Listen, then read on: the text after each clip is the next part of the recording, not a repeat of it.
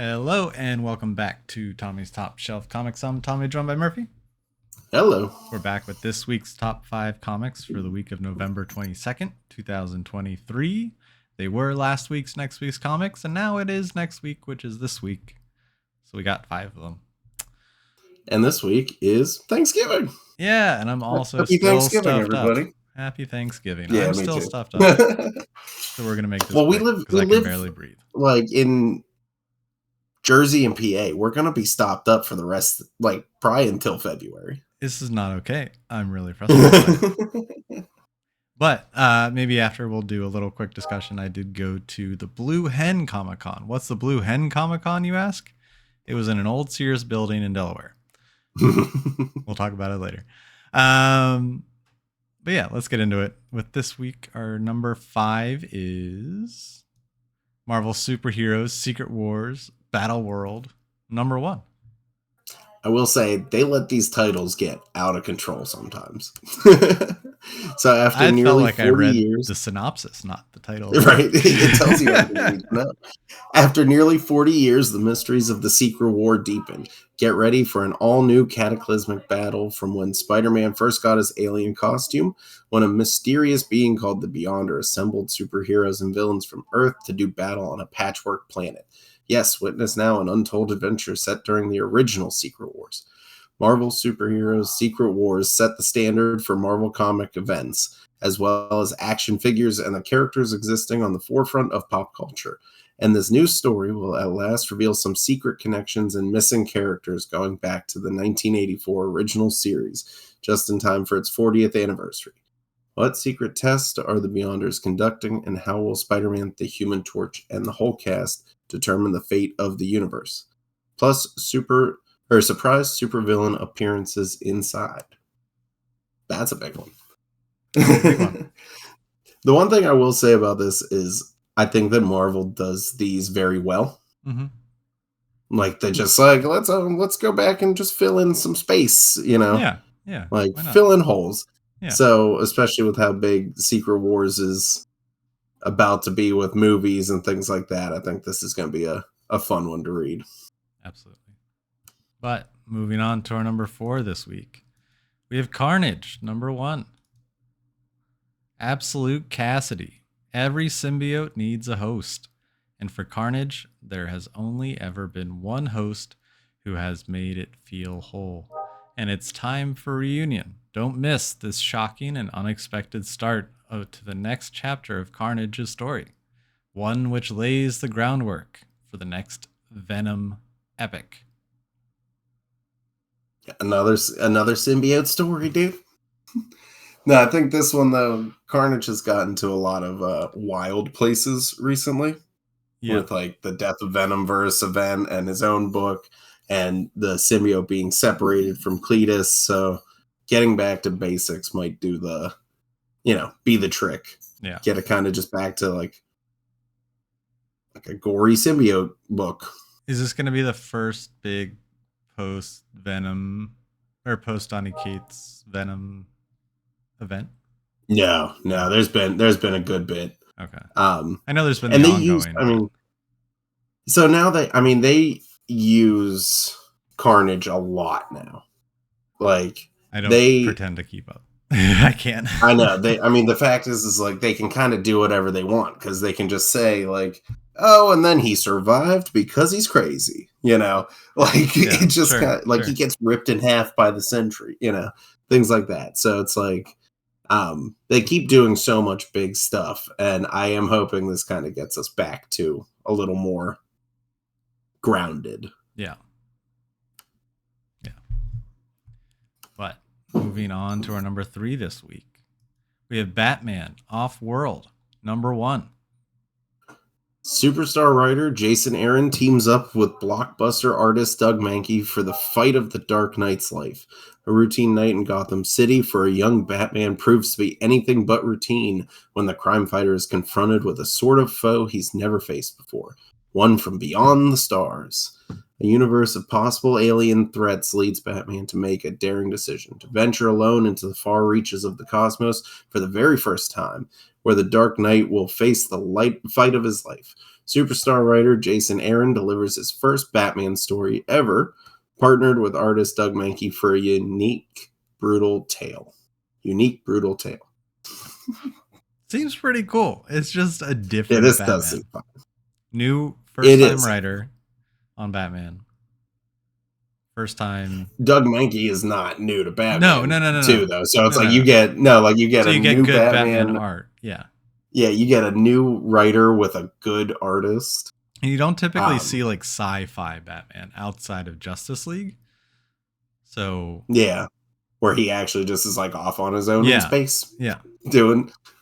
Yeah, this one is super fun. I love Doug Mahnke's Batman stuff. Do you watch his Instagram? No. Where he does the motion comics? No. Oh, it's like him and it's like Batman. Bane comes into Batman's gym and they're like working out together. It's super brutal. Like, I love it.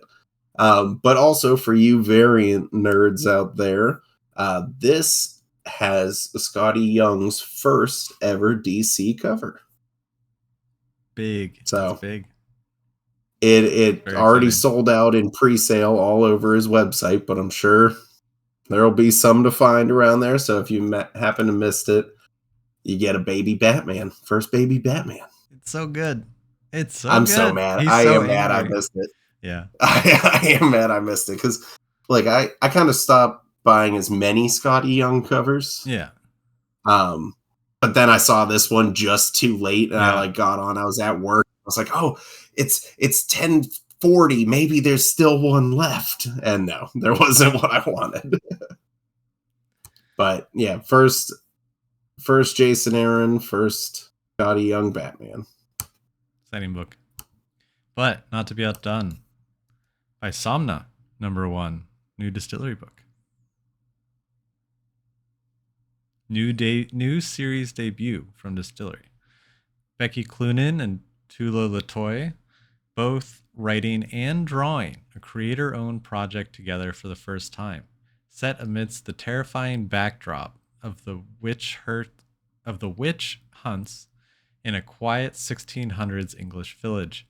Somna follows one of the women's descent into an erotic escape from the confines of her puritanical world. Ingrid is happily married to Roland, the town's bailiff and chief witch hunter, who is on a single-minded quest to purge the heretics in their midst. After a prominent town leader is found murdered, accusations fly and no one is above reproach from Roland's deadly crusade. Ingrid has her suspicions about who the real murderer is, and even as she pursues the truth, she's persuaded by a shadowy figure. Ingrid finds that she's drawn to the foreboding phantom in ways she can't resist. Does this dark and tempting stranger may hold the keys to the mystery, or will he damn Ingrid's soul to the blackest circle of hell? From the masterful minds of Becky Cloonan and Tula Latoy comes an intoxicating blend of history, eroticism, and the supernatural in Somna. An evocative masterpiece that draws inspiration from cinematic folk horror gems like Midsummer and The Witch, and will transport readers to a world where passion and spirits intertwine, enrapturing your senses and leave you craving more. For fans of The Witch, The Midsummer. Dude, you many always big get words. the ones with So the many biggest big words. And then also, like, obviously, you put all these, like, super writers together. They're going to have, like, synopsis. Yeah. Like, and my nose is leaking like a faucet. So. Oh, man. Now, this one's going to be cool. I remember reading the lead up in The Devil's Cut, and it was awesome. Yeah. Plus, 56 pages. I mean, we've learned now that these books are seemingly going to be in this format. You know, they're going to be these big issues. Did you read Gone? I got through part of it. Okay, I have to finish it. Okay. But They're not, I am excited. they're not easy to just finish in a sitting. Yeah, they're like full, and they're so dense. Like there's so much happening. Yeah, they're larger pages. There's more text on a page. Yeah, I am just excited about everything Distillery's doing. Like all the releases are going to be awesome. I am still. I don't think that's a magazine sized bag and board. I don't know what I'm going to do. Watch they release their own custom size bags and boards. I mean, probably. So you have to order. Probably, and I'd buy it, dude. I'd buy it. I would. I'd buy a pack. Yeah, so this one's gonna be pretty cool. I do wonder what a variant looks like for these. There's a ton of variants. Yeah, but like how does it fit on the book itself? Like some of them look like they're wraparound. They are wraparound. Yeah, that's cool. I mean, did I want a 1 in 10? I'm gonna call my shop tonight. Right? Send them an Instagram message. Be like, give me any. Yeah, they're good. They're good. Also, 2 writers / artists. Mm-hmm. That's a lot. It's pretty cool. Cool. But not to be outdone, we have another number one, an image number one. Holy Roller. It's number one. Number one. So this one is the series premiere. Everyone was sitting around wondering when comedy legend Andy Samberg from SNL in Palm Springs would join superstar writer Rick Remender and Fall Out Boy's multi-talented Joe Truman to write a comic about a vigilante hero who smashes people's face with a bowling ball. And everyone's dreams have come true. We were just talking with art about by right? With art by the fan favorite Roland Boshi. To care for his ailing father, Pro Bowler Levi Cohen is forced to quit his dream job and return to his hometown, which he soon discovers has been overrun by neo-Nazis. With only his bowling ball collection to defend himself, Levi becomes the Holy Roller, a trick bowling ball wielding Jewish superhero battling to liberate his home and bowl a perfect game against crime. Kingpin meets Inglourious Bastards meets Batman, that old chestnut, with equal parts action and humor in this special introductory issue with 42 full pages of stories. 2 issues for the price of 1, 3 writers for the price of 1, same great low price.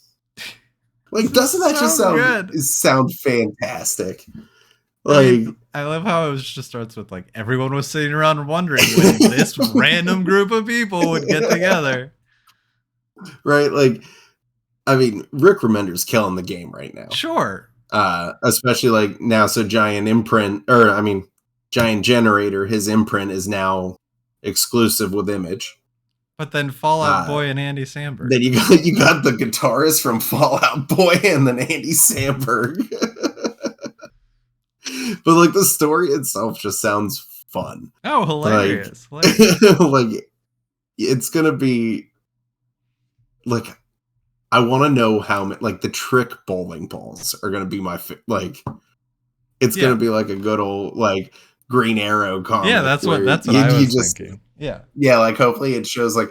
Well, actually, I'd almost hope for like Matt Fraction Hawkeye style, where they show like the different balls doing things. Yeah. But this one, I've been so pumped for this since I saw it. I'm so ready for it.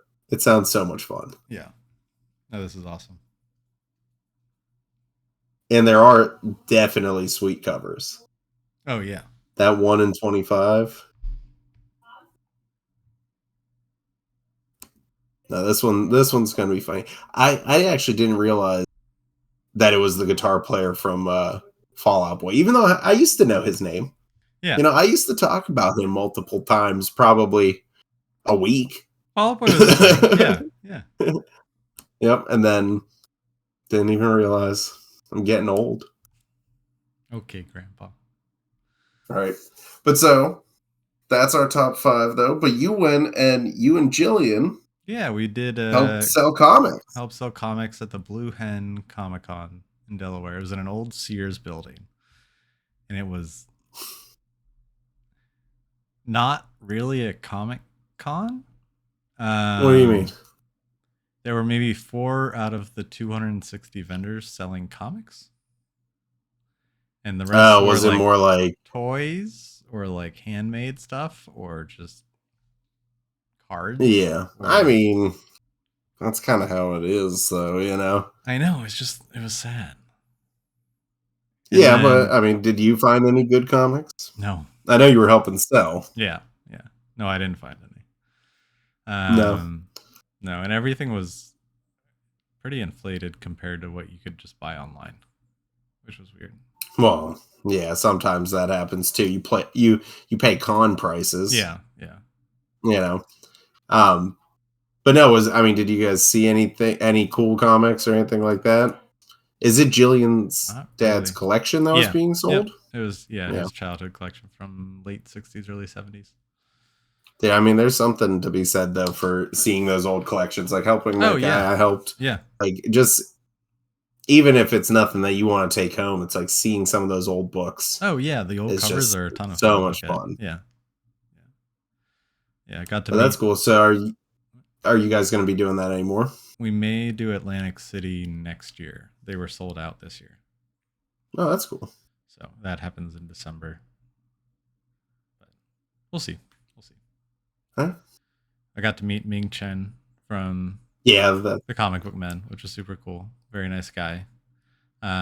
He came up to our booth and was like, "It's nice to see somebody selling comics here," which was really funny. And then it was 5:00 and the wrestling started. So there were a bunch of just old underground wrestling event going on attached to the con. That was the first time I've seen wrestling live, and it probably will be the last because it was. You didn't like it? It's bad. It was bad. I mean, it's not all WWE, man.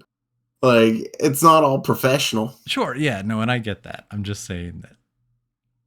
See, I was hoping that when you had sent me videos, I was hoping it was going to be like the dinosaur wrestling and stuff you see. No, this like was like people dressed like inflatable dinosaurs. This is like doing people wrestling. taking it serious, but obviously, did they tell a good story at least? No, I didn't even know what the story was. You couldn't follow the plot lines? No. Oh no. It was just the reigning champs versus these guys. Who used to work at the Sears. Yeah. Yeah, it was rough. It was rough. That was one of the first things I thought though when you said it's in a Sears building. I was like, man, 20 years ago, you wouldn't have been able to put a comic convention in a Sears. They were busy. Yeah. They were selling stuff. Yeah. Now it was empty. Now not so much. It was rough. Rough sight. But anything else before this week's comics are next week's comics, and next week's comics are this week's comics? No, that's it. Happy Thanksgiving, everybody. Happy Thanksgiving. Eat some turkey. Sit on the couch. Pass out. Let us know what your favorite side is. How about that? Yeah. Put it in the comments. What's yours? I'm a stuffing guy. I mean, I like the turkey though. Yeah. Like I am a fan of the turkey. Yeah. I'm not, but I eat it anyways. I just see like a good skin on piece of turkey. See, yes. Taste wise, delicious. Putting me down for a nap, not a fan. Fuck yeah. Because it's like done. 30 minutes and I am. Yeah, you need at least an hour to recover and take a nap. Yeah. But so until our post-turkey comas, until our coma is done. Until our turkey comas are last week, so that it's this week, and we have new comics to talk about because it'll be next week. We'll catch you guys later. See ya.